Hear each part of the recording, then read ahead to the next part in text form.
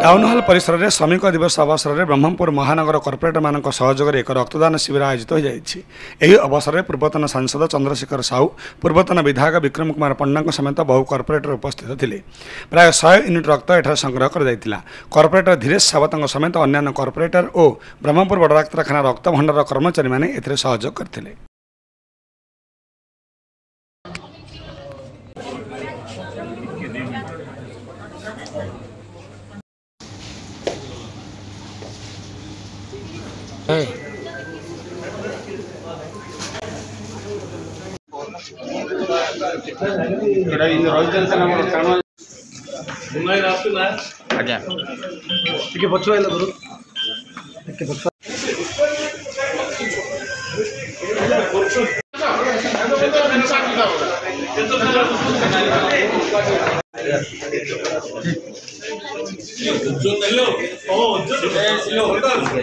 देखो आज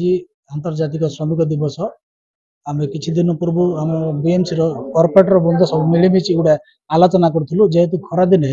रक्त भंडार रक्त अभाव रोचे जहाद्वारा कि रोगी मान कि परिवार को बहुत असुविधार सम्मुखीन होगा पड़ुଛି। से आम सब कर्पोरेटर बंद मिसिक आम गोटे आलोचना करी ब्लड कैंप गुड़ा आयोजन करूँ जहाद्वारा कि यह एक सहायक हम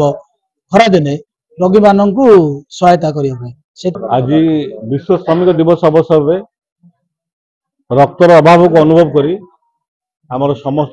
कर्पोरेटर भाई और भौणी मैंने से मिलित अनुकूल रक्तदान शिविर कर मोर समस्त कर्पोरेटर भाई और भौणी मान धन्यवाद ज्ञापन कर जानती नुआ सरकार आसला रक्त अभाव कि भाव देखा ब्लड बैंक में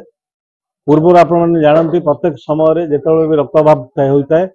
नवीन बाबू निर्देश देते रक्त भंडार सब कचा कच रक्त भरी होता है। आज नुआ सरकार आसला रक्त भंडार सदा बेले रक्तर अभाव देखा ताकू अनुभव करी आज कर्पोरेटर भाई और भौणी मैंने समस्त मिलित अनुकूल जो स्वेच्छाकृत रक्तदान शिविर कर स्वागत कर। विश्व श्रमिक दिवस से अवसर में ब्रह्मपुर महानगर समस्त कर्पोरेटर मान द्वारा ये रक्तदान शिविर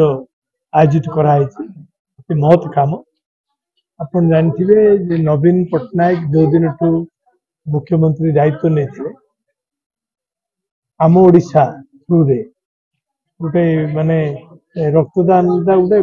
सबुठ बड़ कार्यक्रम करते जोटा कि कोविड समय रेकर्ड करते रक्त कलेक्शन होता तेणु आज ब्रह्मपुर महानगर कर्पोरेटर मान उद्यम अति प्रशंसनीय उद्यम वर्तमान रक्तर बहुत अभाव अच्छी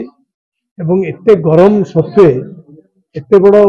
माने गरम होची गरम दिन ए सत्वे सब कर्पोरेटर मिसिक ए बड़ जो कार्यक्रम कर रेस्पॉन्स बहुत भल अच्छी।